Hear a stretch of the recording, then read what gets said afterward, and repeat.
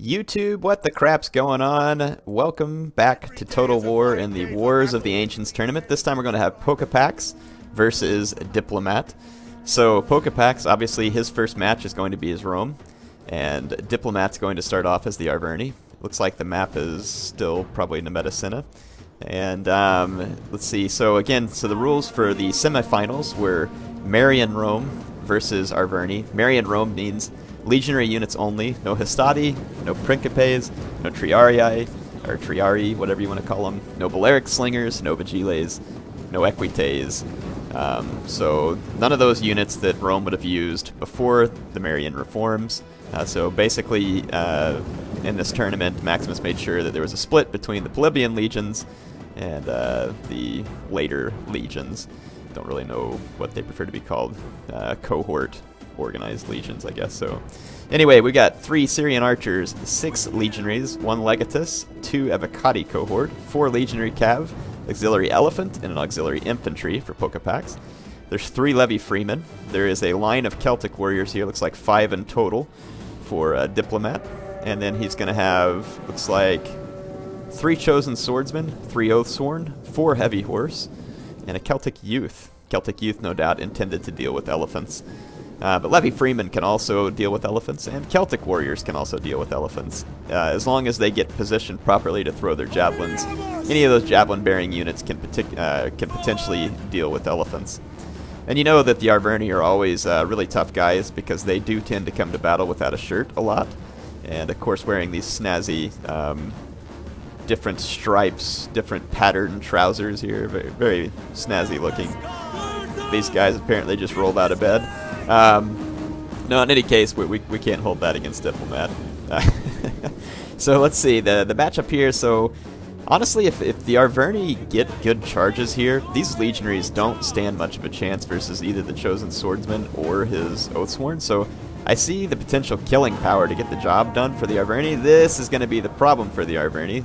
Roman cavalry can interrupt their charges. Let's see how this goes, though. There's a lot of units behind them to throw javelins. Ooh, sure enough, the Roman legionary cav is going to get the crap javelined out of it with almost no kills. The only benefit that's going on right now is that this oathsworn is absorbing a hail of arrow fire from the Syrian archers, and that's where his general's at. He should have kept his general back at a distance here. Heavy horse now running forward to put some pressure on the Syrian archers, actually catching them and killing a few. But of course it's going to take heavy losses as well. So initial volleys trading back and forth. Roman cavalry really is getting in the way and causing a lot of trouble for the Arverni. Now this Celtic warrior will get a clean charge. Looks like if it has the right charge order, it does. So it'll get a clean charge against these legionaries. Never mind, it did not. It had a charge order against a different unit. So that Celtic warrior was kind of wasted. See, chosen swordsman and oathsworn into this legionary. Heavy horse coming around the flanks.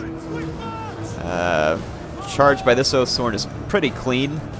Should get some very nice kills. And then this chosen swordsman is actually not getting the better of that engagement versus the legionary, so it must not have gotten the good charge. So far the charge is not real great for the Arverni, but they are going to be able to get around the flanks. The Roman elephants are already going berserk. It looks like they're being dealt with very nicely by Levy Freemen and Celtic warriors. Sure enough, see, I mentioned this, and here it is. So elephants taking javelins from the stationary infantry while he just tries to hold them with another unit. So elephants are already down quite a lot, and they're running amok all over this Roman evocati cohort too, which is pretty handy for Diplomat. So it looks like the elephants are being handled. Let's see what's going on here. So on this flank, Celtic warriors intercepted by legionary cav and evocati cohort, and that is not going to go well for Diplomat. And then his guys look like they're chasing the cavalry out of that engagement, which means they got shredded by the evocati cohort for no losses. So this Celtic warrior kind of gets wasted there by accident. I mean, it's just kind of how it happened. They were chasing the horsemen. That happens to me a lot. Let's see. Legionaries losing to chosen swordsman here. Legionaries, of course, losing to the Oathsworn General. It looks like the archers are having a harder time getting at the Oathsworn General now, but they are trying to kill the Celtic youths, because the Celtic youths have slaughtered all but 2 of these elephants.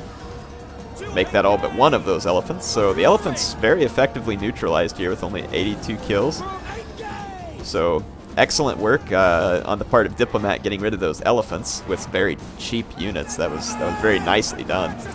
And these Syrian archers are actually having a hard time playing a role in the battle at this point, so battle's starting to look a little better for Diplomat at this point. Oh man, those Celtic youths then knocking out the Legatus. Those guys have done very well in this battle. Oathsworn's punching through the Evocati cohort over here with very nice stats. So that was a huge win.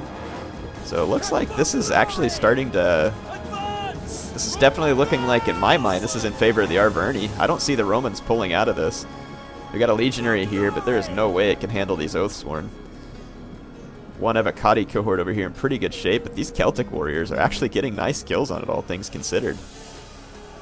So initially the engagement versus these Evocati did not go well, but it is going well now.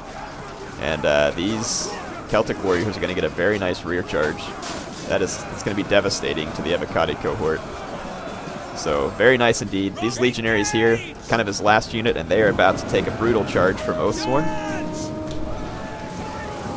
So yeah, those Evocati are going to get lit up pretty badly, and sure enough they rout. So this one's going to go to Diplomat, game 1. So hope you all enjoyed game 1 here.